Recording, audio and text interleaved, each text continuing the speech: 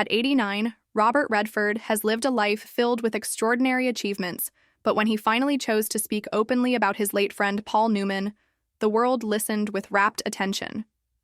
For decades, fans had speculated about the bond between these two Hollywood legends, whose on-screen chemistry in films like Butch Cassidy and the Sundance Kid and The Sting turned them into one of the most beloved duos in cinematic history. While their friendship was always admired, Redford rarely went into detail about just how profound it truly was, until now. In his reflection, he admitted that Newman was not simply a co-star, but a brother, someone who influenced him in ways far deeper than audiences ever realized. Redford described Newman as a man of immense generosity, quick wit, and deep conviction, but also someone who wrestled with insecurities despite his fame. He explained that from the very first time they met, there was an unspoken understanding between them, a bond built on mutual respect and shared humor. Their banter on screen, often thought to be scripted, was in fact a reflection of the natural rhythm of their friendship. Redford confessed that Newman was the kind of person who could make you laugh even in the darkest of times, and that his humor was often the glue that held them together during the pressures of Hollywood stardom. Yet what surprised many was Redford's honesty about how much Newman's presence shaped his own life.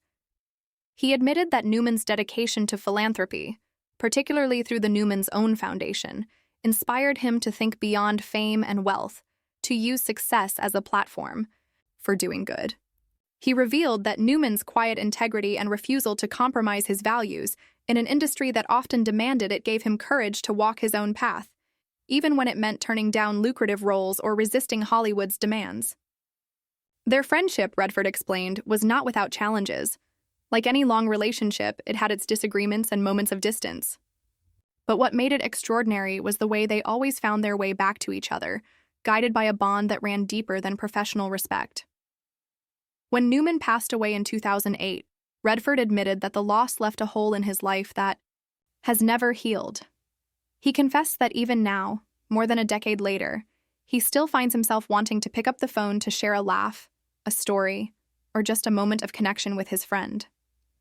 Speaking through emotion, he revealed that the grief was not just about losing a friend, but about losing the one person who truly understood him both as a man and as an artist.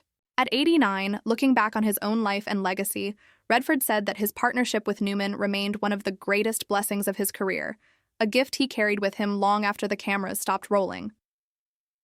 Fans who heard Redford's words were deeply moved, realizing that beneath the Hollywood glamour was a very human story of loyalty, admiration, and love between two men who shared an extraordinary journey. By speaking up now, so late in his life, Redford gave the world a final glimpse into a friendship that shaped not only cinema, but also the hearts of those who watched it unfold. For him, Paul Newman was not just a co-star, he was family, and no passage of time could ever diminish that truth.